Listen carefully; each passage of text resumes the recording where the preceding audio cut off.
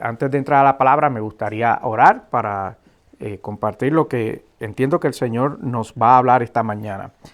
Padre, en el nombre de Jesús, gracias por tu bendición, tu misericordia, tu presencia. Gracias porque te haces presente en nuestras vidas y gracias, Dios, porque, como decíamos esta mañana, nos regalaste un nuevo día. Quiere decir que tus misericordias fueron renovadas para con nosotros. Yo te doy gracias por este grupo de personas que se ha reunido aquí, Señor, a provocar tu favor y tu gracia, a pedirte tu ayuda y tu intervención, a renovar nuestras fuerzas, renovar nuestra fe, a alimentar nuestra fe y a crecer en ti. En el nombre de Jesús te pido una vez más que me uses para aquello que entiendo que nos quieres decir en la mañana de hoy. En el nombre de Jesús, habla a nuestros corazones, habla a nuestras vidas, márcanos con una palabra, Señor, que nos acerque más a ti, que nos haga crecer en ti, Señor, que nos haga apasionados por ti, Señor. En el nombre de Jesús, amén y amén. En el día de hoy, en la mañana de hoy, voy a estar hablándoles bajo el título Distracciones. Y quiero compartir un poquito de algunas de mis experiencias en cuanto a eso. Y es que el Señor me ha dado el privilegio de poder enseñar en institutos bíblicos. Y hace como casi a principios de año me recibí una llamada y me preguntaron si yo estaba disponible para dar una clase en el instituto bíblico, en uno de los institutos bíblicos. Y yo le dije que sí. Le dije, sí, yo lo hago, sin saber cuál era el tema ni nada, solo porque la verdad que a mí me gusta enseñar, lo disfruto mucho. Y después que había dicho que sí, me enteré cuál era el tema de la clase. Y la clase trataba del libro de Hechos.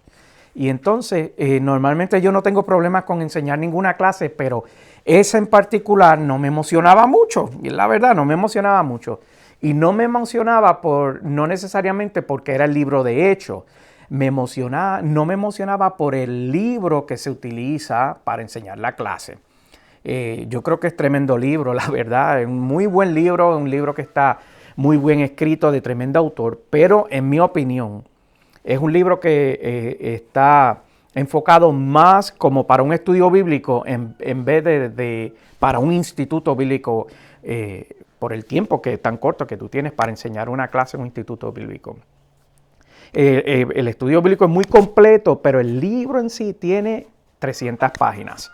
Y entonces enseñar, preparar una clase basado en algo tan voluminoso y que era un estudio bíblico, pues era un poquito difícil, pero ya había dicho que sí, así que ya no había marcha atrás. Entonces, para ese tiempo también ya yo venía procesando en mi espíritu lo que iba a ser Casa Nación y que ya le teníamos que dar fecha, aunque no teníamos una fecha determinada para ese entonces ni definida, pero ya como que yo sabía cuando nos preguntaban ¿cuándo van a comenzar Casa Nación? Yo decía, probablemente va a ser en otoño, pero no tenía ninguna fecha, simplemente yo decía esa temporada porque era a principio de año y sonaba lejos, ¿verdad? Y mientras más lejos, pues más cómoda era la cosa. Así que yo decía, no, eso es para otoño. Pero yo comencé a leer el libro ese del estudio bíblico y yo no lograba conectar con ese libro como para desarrollar una clase. No lograba, lo leía, hacía apuntes, volvía y lo soltaba, volvía y lo agarraba, fuimos de viaje, yo me llevé el libro para allá, intenté leer algunas porciones, pero como que no conectaba con el libro. Así que decidí suplementarlo con otros materiales, decidí prepararme con otra cosa o añadir a ese libro. Y me dediqué a hacer un research de distintas fuentes y comenzando con leer el libro de Hechos en otras versiones de la Biblia que yo normalmente no utilizo. A mí, en lo personal, para mi estudio personal de la Biblia, yo trato de utilizar distintas versiones y me encontré con una versión que era nueva para mí y yo dije, voy a leerlo con esta versión a ver a ver qué tal me va. Y entonces yo comencé a leer el libro de Hechos y yo comencé como a devorarme el libro de Hechos y pasó algo muy, muy interesante mientras yo leía el libro de Hechos. Mientras lo leía, yo comencé a escuchar la voz de mi vida, la voz de Dios a mi vida, hablándome precisamente sobre lo que estaba leyendo. Mientras lo leía, como que lo podía vivir y podía profundizar en él. Comencé entonces yo a entender lo que quería o lo que el Señor estaba tratando en ese libro. Y comencé a enamorarme del libro de Hechos. Yo le comenté a Luciana en una ocasión, este libro como que me está enamorando, el libro de Hechos. Y entonces me había llamado tanto y tanto la atención ese libro, y yo estaba como comparando antes y el después, porque la verdad que no era que el libro de Hechos no me gustase, pero no me llamaba tanto la atención, excepto los primeros capítulos. Pero esta vez, en esta temporada, cuando me estaba sumergiendo en él, como que había algo distinto que me estaba hablando a mi vida. Entonces pude entender un secreto que para mí era secreto y me fue revelado en ese entonces, que el libro de Hechos, aunque tradicionalmente lo llamamos Hechos de los Apóstoles, en realidad no trata de los apóstoles. El libro de Hechos trata del Espíritu Santo y cómo el Espíritu Santo comenzó la iglesia y le trajo crecimiento. Entonces, mientras yo lo leía, me decía y leía sobre la historia de la iglesia, cómo comenzó. Yo decía, esa es la comunidad de fe que a mí me gustaría pertenecer. Y yo, mientras más leí, yo como que comenzaba a admirar esa comunidad de fe. Y la verdad que no era perfecta y tuvo sus conflictos y sus peleitas. Entre los apóstoles hubo peleitas, el racismo de uno tuvo que ser enfrentado, la cosa se puso difícil, hubo unas cosas que el Espíritu de Dios tuvo que trabajar. Pero había algo que me llama la atención sobre esa iglesia, y es que era una iglesia apasionada, era multicultural, y era diversa. Esa comunidad de fe que describe el libro de Hechos. Entonces, quiero hacer un paréntesis porque quiero aclarar algo. Yo utilizo el término de comunidad de fe para referirme a la iglesia, ¿verdad? Y es que no me gusta el término de iglesia, pero yo pienso que las comunidades de fe de este tiempo, o de un tiempo para atrás, no necesariamente de este tiempo, hemos confundido el término de iglesia y llamamos a iglesia a un edificio, ¿verdad? Decimos, yo voy para la iglesia, pero en realidad tú vas a un edificio, tú no vas a la iglesia.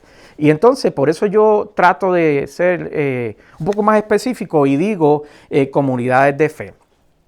Porque la verdad que en la mañana de hoy esto es iglesia. Nosotros aquí somos iglesia.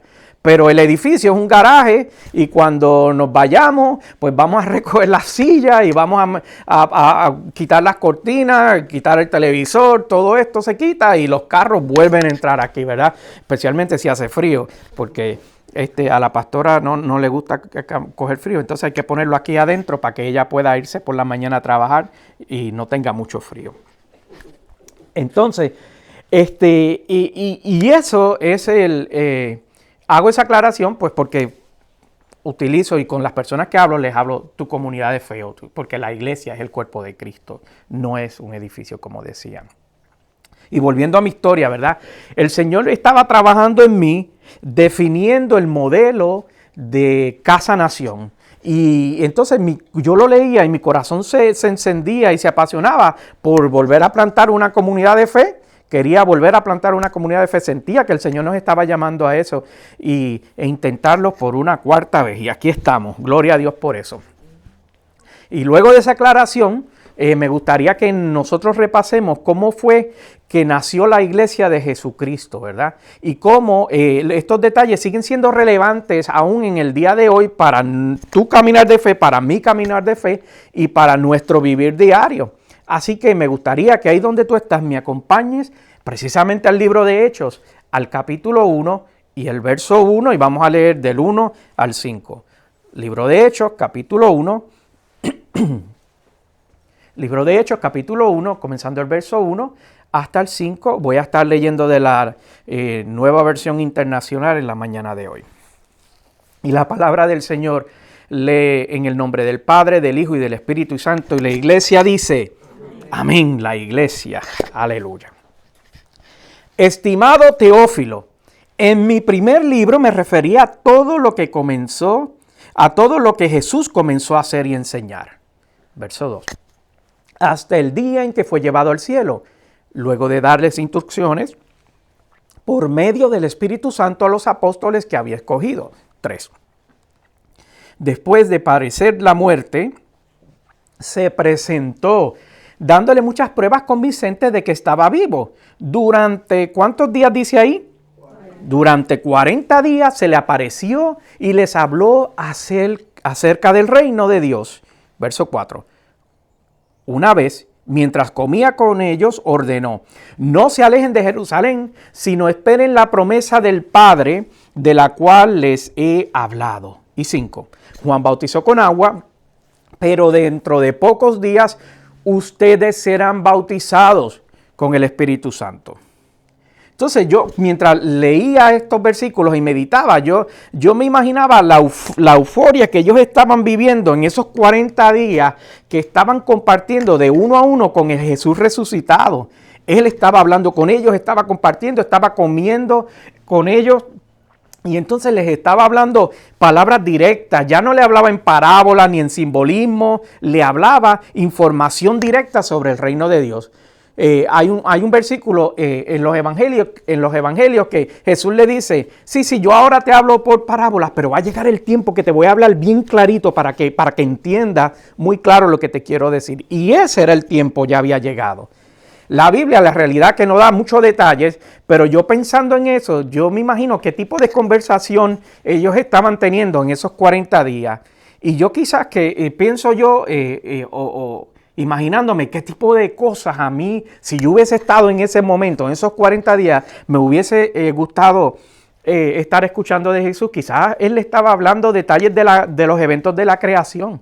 Quizás le estaba contando eso. O sobre cuando Moisés y la zarza ardiente, quizás Jesús estaba haciendo bromas, que cuando le habló desde la zarza ardiente, la cara que puso Moisés de terror, que le estaba hablando un arbusto que se estaba quemando, y la cara que él puso, quizás le dio la chiripiorca a Moisés allí, se orinó encima, yo no sé, y quizás él se estaba bromeando ese momento, o le estaba contando de la pelea que tuvo Satanás con el arcángel por el cuerpo de Moisés cuando éste murió, o quizás le estaba contando cuando Daniel y estuvo en el horno de fuego junto a los otros jóvenes y cómo ellos estaban bailando dentro del fuego y el fuego no los estaba quemando y él estaba bailando con ellos también, o la emoción que tuvieron los que murieron esperando por él y él llegó a ese momento. Y esa emoción que estaban esperando por él y por fin él llegaba.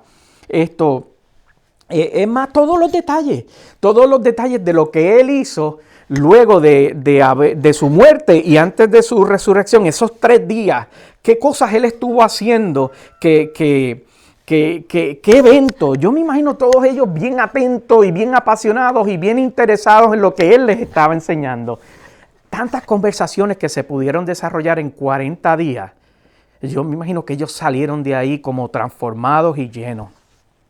Ahora bien, lo que sí fue documentado es que fueron unas instrucciones muy específicas que él les había dado sobre esperar la promesa del Espíritu, el Espíritu Santo, sobre el cual ya le había dado detalles, diciéndole, o le decía, si ustedes creen que lo que yo les he contado hasta ahora ha sido bueno, esperen hasta que reciban el bautismo del Espíritu Santo. Eso sí les va a volar la cabeza.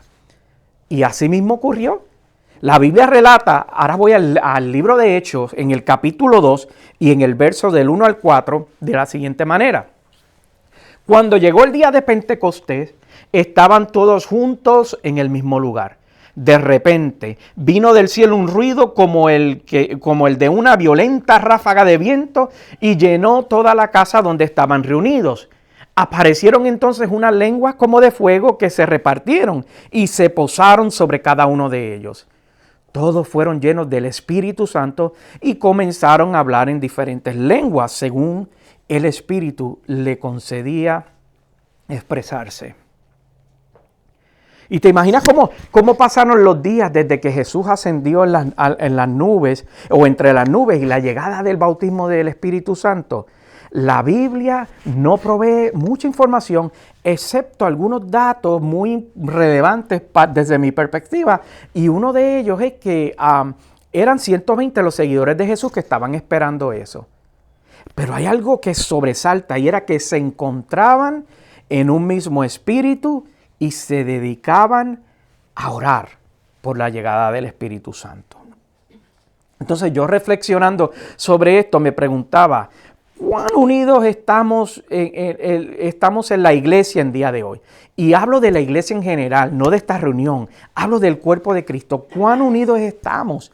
¿Y cuánto tiempo nosotros les estamos dedicando a la oración para que el Espíritu de Dios nos bautice o sea evidente en cada reunión? ¿Cuánto tiempo estamos dedicando a eso? Porque la fórmula de éxito que tuvo la iglesia primitiva fue la unidad y la oración.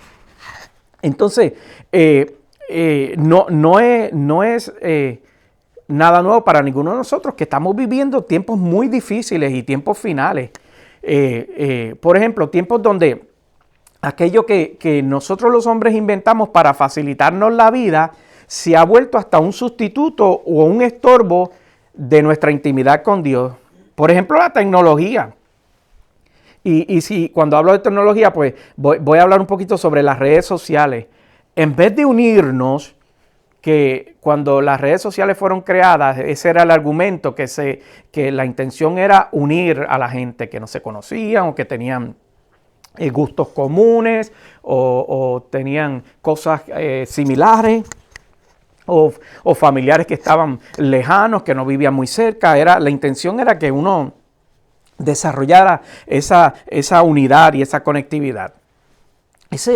Así fue que se nos presentó.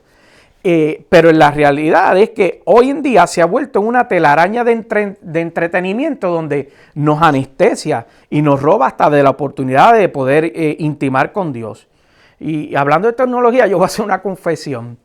Anoche, cuando estaba ensamblando todo aquí para esta reunión, la reunión que tenemos en el día de hoy, el cable que envía la señal desde la computadora que está allá atrás, este televisorcito aquí, pues no estaba funcionando.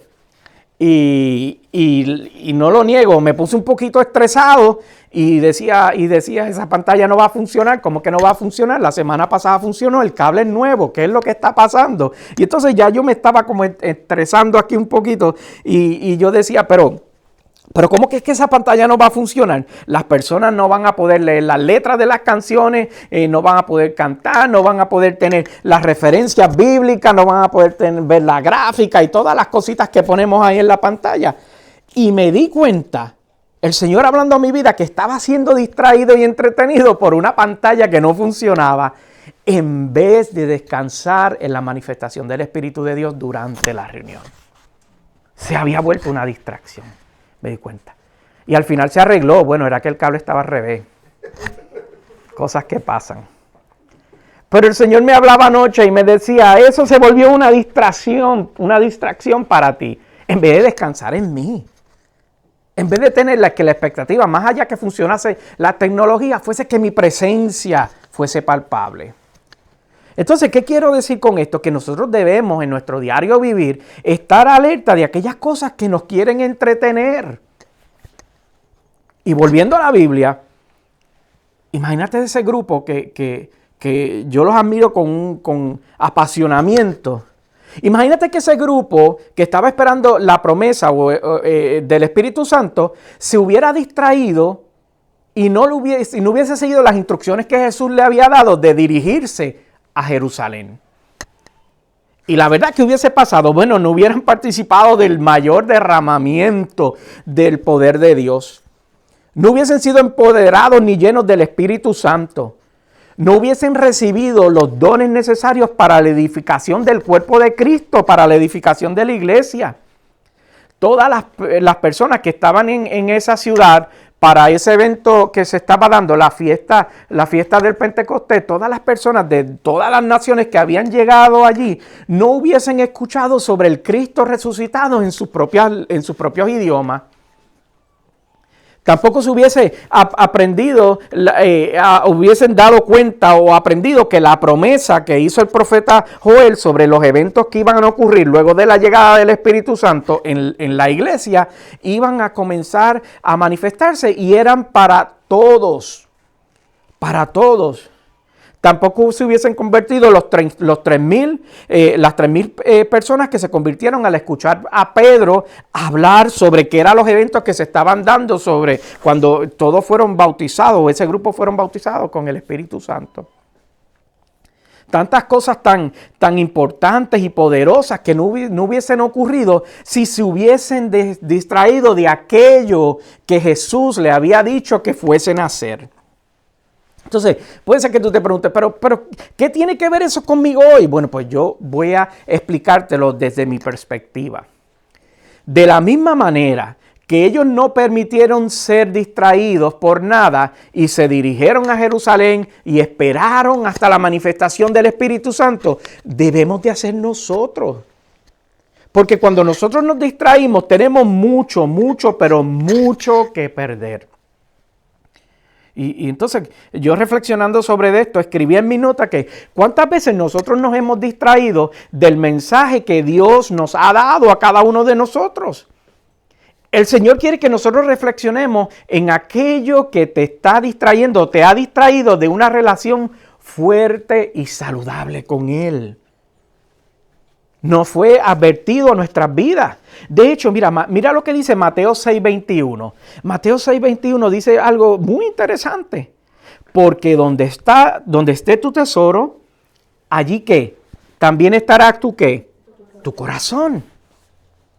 Lo que hay en mi corazón, lo que hay en tu corazón es lo que va a dictar cómo tú te comportas en la vida. Las decisiones que vas a tomar y cómo vas a vivir, qué estilo de vida vas a escoger. Si tu tesoro es aquello que te entretiene o te distrae, entonces nunca podrás estar enfocado. La carta de Santiago dice algo también muy interesante en el capítulo 1 y verso 21. Santiago 1:21, voy a leer solo 2 versículos. Y ya estoy acabando. Santiago 1, 21 y 22 lee de la siguiente manera. Por esto, despójense de toda inmoralidad y de la maldad que tanto abunda, para que puedan recibir con humildad la palabra sembrada en ustedes, la cual tiene poder para salvarles. 22. No se contenten solo con oír la palabra, pues así se engañan ustedes mismos. Llévenla a la práctica. Si el infierno, mi amado amigo y hermano, si el infierno logra que tú vivas una vida distraída, logrará alejarte del amor de Dios. Si el infierno nos logra distraer, va a separarnos del amor de Dios. Entonces, tú ni anhelarás ni le pedirás al Señor el bautismo del Espíritu Santo en tu vida, que es tan necesario para cada uno de nosotros. ¿Por qué el bautismo del Espíritu Santo es necesario en nuestras vidas? Es porque eso es como una caja de herramientas que necesitamos para poder vivir una vida espiritual más efectiva y mucho más saludable. Es como que te inviten a disfrutar de una casa nueva y tú decidas solo quedarte en la puerta principal y no quieras explorarla o no quieras disfrutar de toda la casa. Si tú y yo queremos vencer en nuestro caminar de fe y en nuestro diario vivir, nosotros necesitamos la llenura del Espíritu Santo. Así que si has sido bautizado, te invito, como la Biblia nos invita, a procurar los mejores dones para la edificación de nuestras vidas y la edificación del cuerpo de Cristo. Y si no lo has experimentado, te invito a pedírselo al Señor. Dile, Señor, bautízame con el Espíritu Santo, lo necesito. Y el bautismo del Espíritu Santo es mucho más que hablar en lenguas, es mucho más que hablar en lenguas. Al final del día, Él lo prometió para aquellos que creyesen en Cristo. Y para concluir y cerrar, Pidámosles al Señor que nos revele toda distracción que pueda haber en nuestras vidas. A mí me gusta mucho cómo el salmista lo pone muy claro: examíname, oh Dios, mírame, haz un examen de mi vida y ayúdame a identificar si hay camino de perversidad y ayúdame a corregirlo. Todo aquello que nos quiere entretener, Señor, ayúdanos a identificarlo para poder actuar sobre ellos, tomar decisiones, cambiar nuestro rumbo en aquellos detallitos que necesitamos arreglar. Ayer yo estaba en el barbero y entonces estábamos hablando así, llegamos a conversaciones de fe y entonces yo le conté que acabábamos de lanzar una comunidad de fe y estábamos y que hoy era nuestra segunda reunión y él le llamó mucho la atención y me preguntó: ¿pero qué es lo que ustedes prohíben? Una pregunta muy honesta. ¿Y ustedes la ropa y todas esas cosas? Y yo le dije: mira, la verdad que nosotros no prohibimos nada. Nosotros no prohibimos nada. Pero yo le dije, pero en mí, porque yo le dije, yo no soy un policía de nadie. Mi función es hablar lo que dice la palabra y más allá de eso yo no estoy pendiente a lo que la gente hace con su vida. Pero lo que sí te digo es que yo procuro en mi diario vivir tratar de evitar aquellas cosas que me separen de Dios. Y le decía, hay veces que la pego y hay veces que no la pego. Y hay veces que me va bien y otras veces no me va tan bien. Pero lo que quiero decirte sobre una relación con Dios es que de eso se trata. Y precisamente eso es lo que quiere hacer el Espíritu Santo con nosotros. Quiere que podamos conquistar sin tener que hacerlo solo. Porque Él está dispuesto y disponible para venir a nuestra ayuda. Y para venir a nuestro encuentro y ayudarnos a vencer y a conquistar. Porque al final del día, todos nosotros debemos de aspirar a vivir una vida que me acerque a Dios, en vez de que me separe o me aparte de Él. Puestos en pie.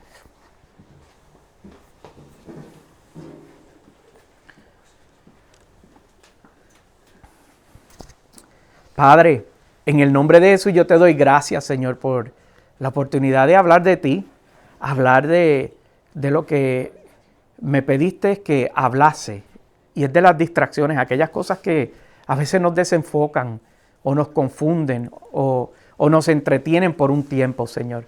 Pero gracias porque tú viniste a nuestro encuentro en la mañana de hoy a recordarnos, decir, mira, está pendiente de las cosas que te están distrayendo.